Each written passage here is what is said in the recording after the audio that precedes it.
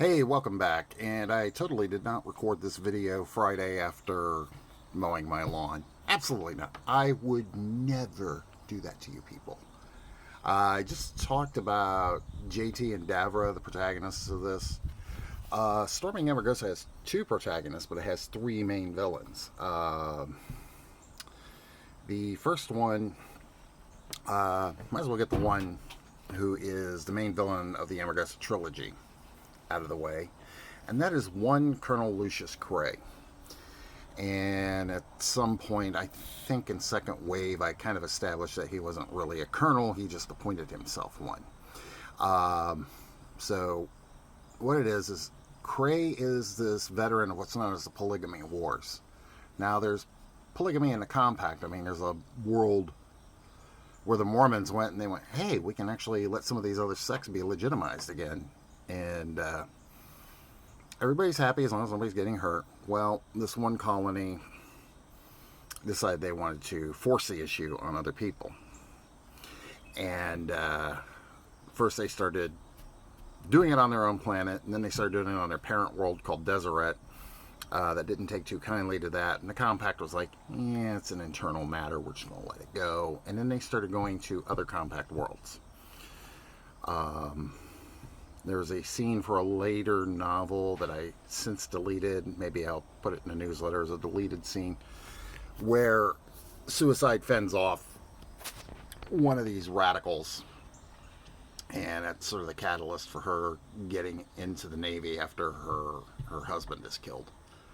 But again, it didn't make it into the final cut of the novel. That's currently being reviewed for revision right now. Cray was somebody that fought in that, and those were like his glory days. His moment of glory was when he went to Goshen and he fought these radical rebels and shut them down. Then he later moved to Amaragosa and became a local constable, but being a local constable in a frontier farm township is not exciting or glamorous. So Cray decides he wants to be a war hero again, and he starts sounding an alarm about either one core world's going to come and poach the colony from Mars, or there's going to be an alien invasion. And colony poaching used to be a thing in the compact. It's still kind of the boogeyman, if you will. But the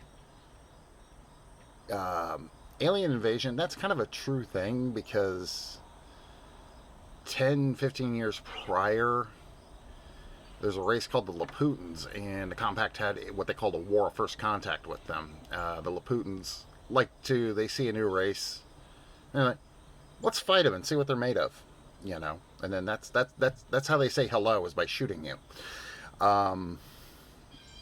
So the idea of an alien invasion isn't that far from their heads, and there's other alien races. Most of them are primates, or they're reptiles that look like primates. We don't really meet too many of the reptiles, anything I've written yet. So Cray wants to be that, and then somebody comes and sells him a bill of goods, and this is during Gimme Shelter. It says, oh, hey, this is going to happen, and you could be the savior of all mankind. How's my hair? I should do videos after I not mow the lawn more often. Anyway, Cray jumps at the chance, takes a stolen cache of weapons, and decides he's going to become the warlord of Amaragosa. So when the Gelt arrive and take over the planet, he thinks I'm a hero. Well, his first mistake is he starts shooting other humans, going, well, if you're not for me, you're against me, and if you're against me, I'm shooting you. Whoever supplied him the weapons should probably have also given him a copy of How to Win Friends and Influence People.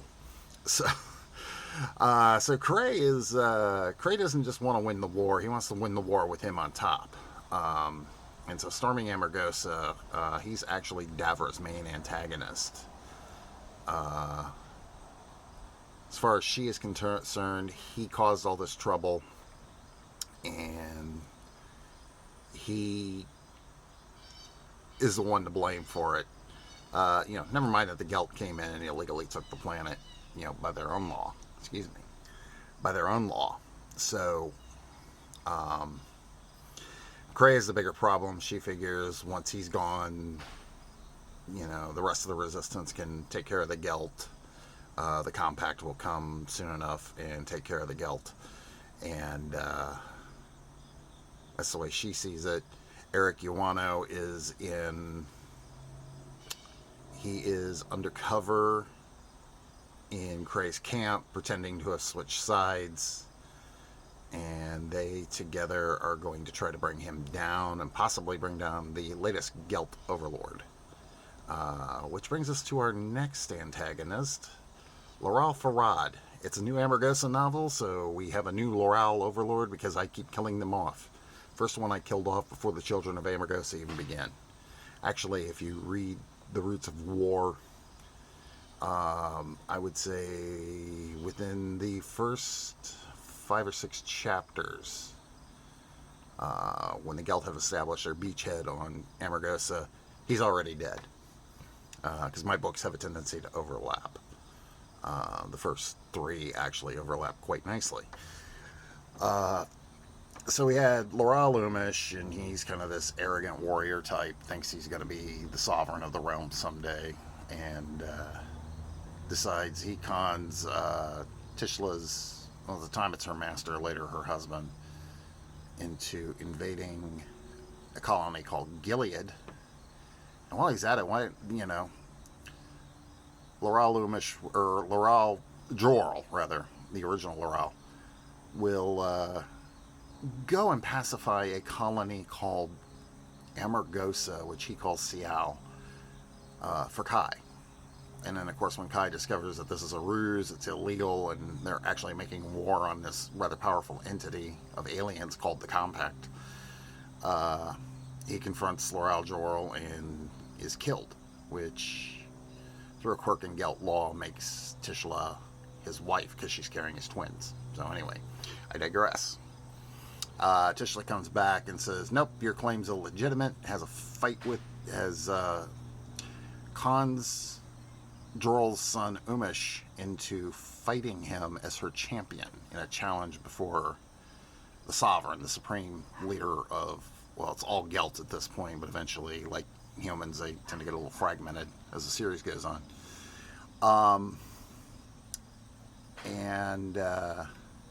So he is dead at the end of Roots of War. And so at the beginning of second wave, we have Loral Umish, who is, pretty much a bastard. But he's a kinder, gentler bastard. He thinks, okay, these humans, I don't really want to shed any more blood. Let's farm them and make them into beasts of burden. Which, Davra goes up on the ship and gets this treatment and discovers she doesn't like it very much. And somebody figures out how to make explosives, make a suicide vest, and blows up not only Loral Umish, but the sovereign of the realm, and here you go. Well, that's 2 family leaders in 1 year. And so now we have Loral Farad. He is not a warrior. So, the first thing somebody notices is that he doesn't have a shaved head like all warriors do. The Gelt warriors shave their heads, and then every time they go into a battle and win, or they get a promotion, they tattoo their scalp. And then, now he's got a full head of hair. He's got a big full head of yellow hair, and the warriors look at him like, ew. And this guy is clearly in over his head. And he hates humans, so he comes in and he's like, yeah, just kill them all. And while you're at it, fight at night and in the mountains. Gelt warriors don't fight in the mountains. They consider an enemy contained, where we have been trained in the whole Star Wars thing of the high ground and so on. They believe the high ground contains an enemy. Once an enemy's in the mountain, he's not on any useful parcel of land because fighting is done out on the plains. And this is a spacefaring race. So they don't want to fight in the mountains, and they don't fight at night. They use drones. They take drones and drop bombs on people and use it to scope out where, their enemies are hiding. Oh, Farad doesn't respect this, and his warriors don't respect him because of it.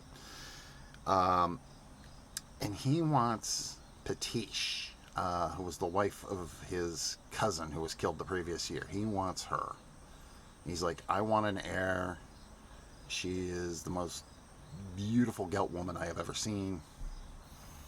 And in any way, I'm going to make her my baby mama. And he is about to meet with Cray, who's got nefarious plans for Patish, to take her off his hands for him. Of course, Cray, being Cray, has turned this into a trap. So Farad has to deal with several things. His warriors don't respect him.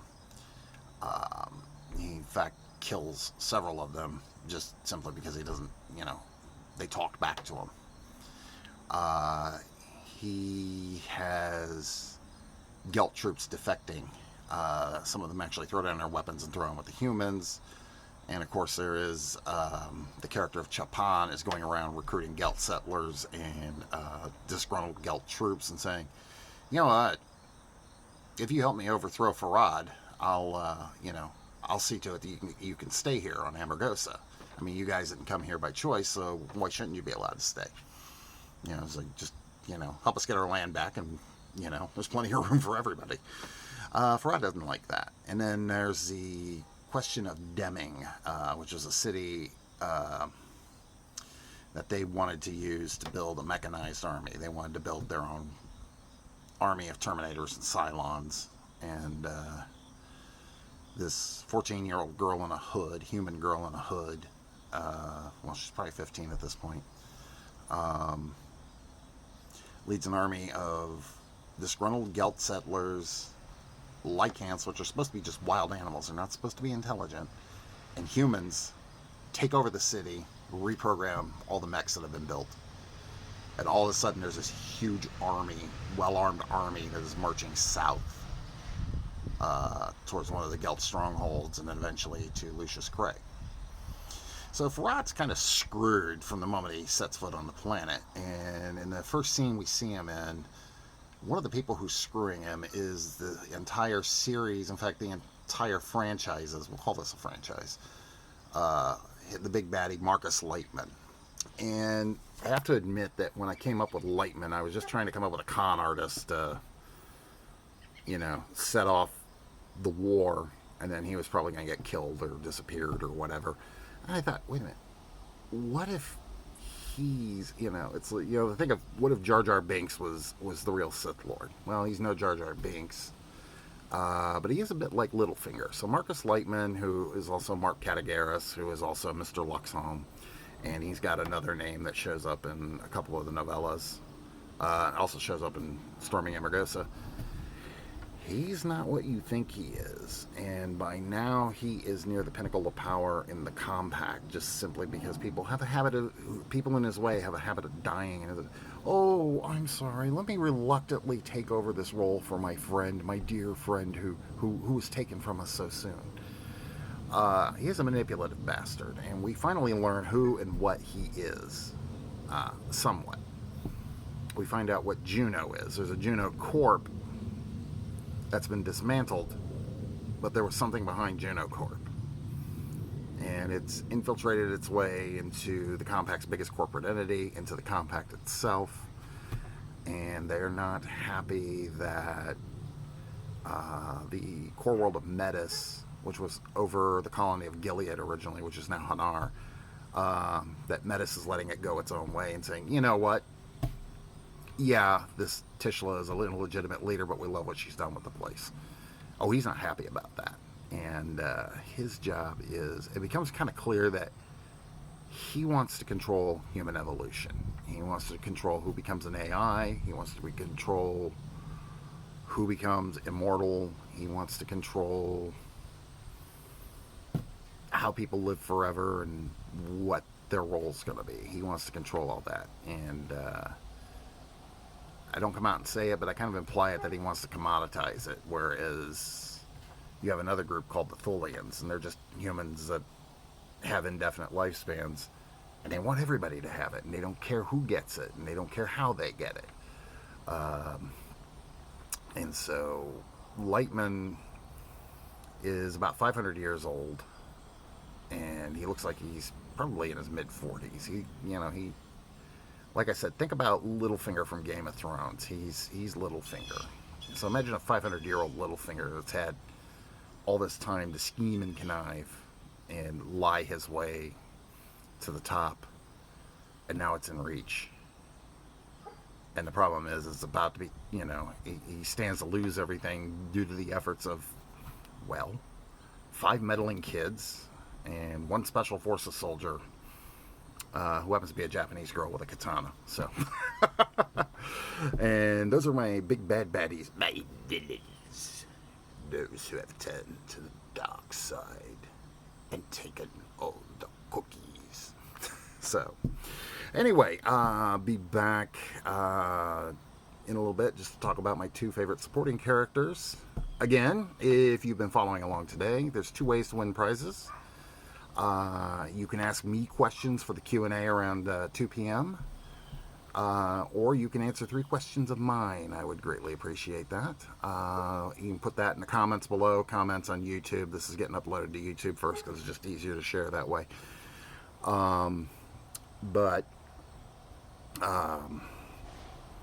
First question is, what is your favorite sci-fi book? And it's not, you don't have to impress anybody by saying one of the classics, although I will respect that if you did. Second is, what is the most interesting place you've ever been? And like me, I've been to San Fran, and I drove back from San Francisco to Cincinnati. Wild trip. Love it. Would like to do it again, try to get a few more states in. I'm down to 25 now. Still trying to figure out how I'm supposed to get Delaware in. I'm going to get a nasty gram from Lauren more about that. I know that now. Sorry, Lauren. It's just, I don't know anything about your state. And then the last thing is, what's the most interesting date you've been on? It's, some of us have been married, some of us multiple times, and some of us are just serial daters. You go out with these people for a reason. What was the most interesting date? So those are my 3 questions. And I will see you, looking down at the time here, probably in a few minutes to talk about Japan and suicide. Later.